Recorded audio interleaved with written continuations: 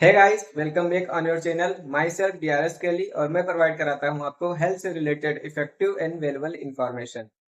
आज मैं लेकर आया हूं आपके सामने एक ऐसे डिजीज को जिसके लक्षण को अगर आप देखेंगे तो आपको भी यही लगेगा कि इस पर कोई भूत प्रेत या आत्मा का साया है। लेकिन ऐसा नहीं है, यह एक साइकोलॉजिकल डिसऑर्डर होता है जिसे मेडिकल फील्ड में हिस्टीरिया के नाम से जाना जाता है। और आज के लेक्चर में हम यही जानने की कोशिश करेंगे कि हिस्टीरिया आखिर होता क्या है, हिस्टीरिया के लक्षण क्या क्या हो सकते हैं, एंड हिस्टीरिया को किस तरह से पहचाना जा सकता है, और हिस्टीरिया होने के कारण क्या क्या हो सकते हैं, एंड हिस्टीरिया का बेस्ट से बेस्ट इलाज क्या हो सकता है। हिस्टीरिया एक तरह का साइकोलॉजिकल डिसऑर्डर होता है, एंड यह condition psychological issues like stress, depression, anxiety, tension या सेंसरी न्यूरॉन्स या मोटर न्यूरॉन्स के डिस्टरबेंस के कारण होते हैं, जिसमें पेशेंट को हिस्ट्रिया के दौरे पड़ने लगते हैं। तो अब जान लेते हैं हम लोग हिस्ट्रिया के सिम्टम्स यानी लक्षण को, कि किस तरह से पहचाना जा सके कि किसी पेशेंट को ये हिस्ट्रिया का दौरा हो रहा है या कोई और दौरा है। तो जब पेशेंट को हिस्ट्रिया के दौरे पड़ते हैं तो उस दौरान पेशेंट का शरीर बिल्कुल ढीला हो जाता है, दांत आपस में कसकर बैठ जाते हैं, एंड हाथ, पैर और शरीर में झटके आने लगते हैं, और गले से आवाज निकलना बंद हो जाता है, एंड पेशेंट को ऐसा फील होता है कि उसके गले या सीने को कोई कस के दबाए हुए है, जिससे पेशेंट को दम घुटने का भी एहसास होने लगता है। एंड यह कंडीशन पेशेंट में कुछ मिनटों से लेकर कुछ घंटों तक बनी रहती है। उसके बाद पेशेंट खुद उठकर बैठ जाता है और ऐसा बिहेव करता है कि जैसे उसके साथ कुछ हुआ ही ना हो। और कई बार पानी की बूंदें डालने से या नाक दबाने से भी पेशेंट को होश आ जाता है। पेशेंट के इस कंडीशन को देखने के बाद पेशेंट की फैमिली या गार्जियन यही सोचती है कि इस पर कोई भूत, प्रेत या आत्मा का साया है, बट ऐसा नहीं है। यह एक साइकोलॉजिकल डिसऑर्डर होता है। तो अब तक आप लोगों को ये समझ में आ गया होगा कि हिस्ट्रिया होता क्या है एंड हिस्ट्रिया को किस तरह से पहचाना जा सकता है।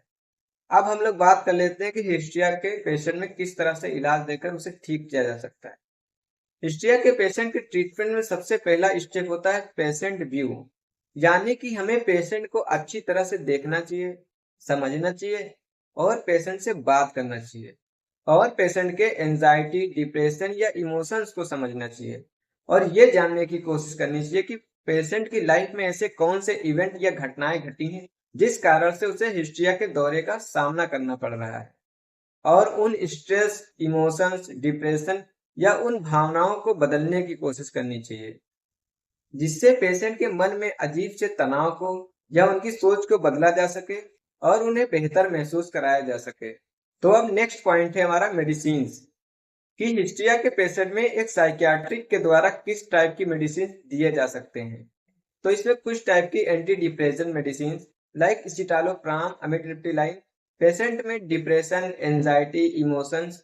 को ट्रीट करने के लिए या पेशेंट में सेरोटोनिन केमिकल को रिलीज कराकर पेशेंट को बेटर फील कराने के लिए दिया जा सकता है। और अगर हिस्ट्रिया के पेशेंट में हिस्ट्रिया के एपिसोड्स या दौरे दिन में कई बार रिपीट होने लगते हैं, या पेशेंट का बिहेवियर डिस्टर्ब होने लगता है, यानी वो भागने लगता है, दौड़ने लगता है, या उससे लगता है कि कोई उसे पकड़ रहा है या उसे कुछ और अलग सा दिख रहा है,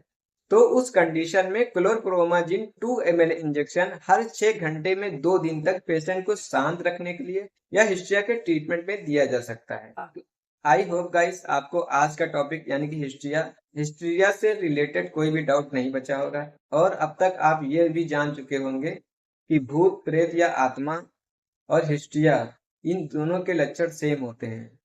तो अगर आपके घर में किसी पेशेंट में ऐसे लक्षण दिखते हैं तो आप साइकियाट्रिक के पास जाने की जरूर कोशिश करें।